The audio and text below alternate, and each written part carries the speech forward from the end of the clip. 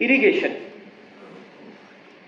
Preferably इसमें irrigation drip irrigation के तहत ही रिकमेंड की जाती है, लेकिन इंपॉर्टेंट इसकी स्टेजेस थोड़ी सी हमने ये दिखाई हैं कि किस स्टेज पे इसको इरिगेट करना चाहिए। तो पहली जो इसकी इंपॉर्टेंट क्रिटिकल स्टेज है वो है जर्मिनेशन स्टेज पे। पानी जब आपने इसको ट्रांसप्लांट करना उस वक्त भी सफिशेंट पानी इरिगेट करें ताकि सॉइल आपकी फुल उसमें वतर में आ जाए।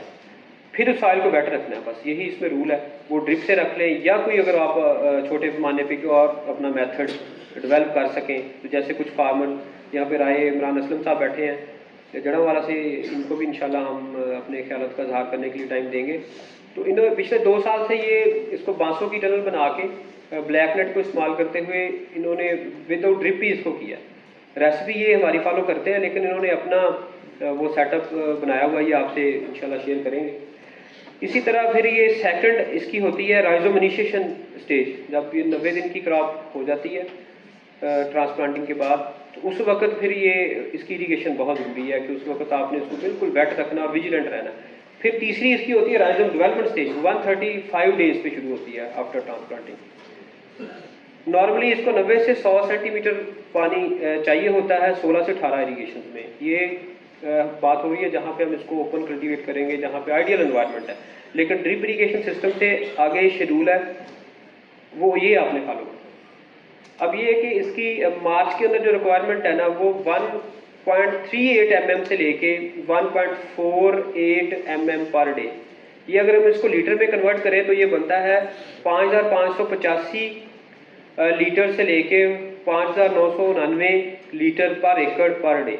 तो ड्रिप इरीगेशन सिस्टम जिसका डिस्चार्ज 2 लीटर पर आवर हो और वहाँ पे आपका जो मीटर है वो 25 सेंटीमीटर पे हो, यानी कि जो सुराख है पानी निकालने वाला, ड्रिपर जिसे कहते हैं या मीटर भी बोलते हैं, वो उसका सुराख 25 सेंटीमीटर पे हो और आपकी जो रोड रो डिस्टेंस है या ड्रिप टू ड्रिप डिस्टेंस है वो 60 सेंटीमीटर हो।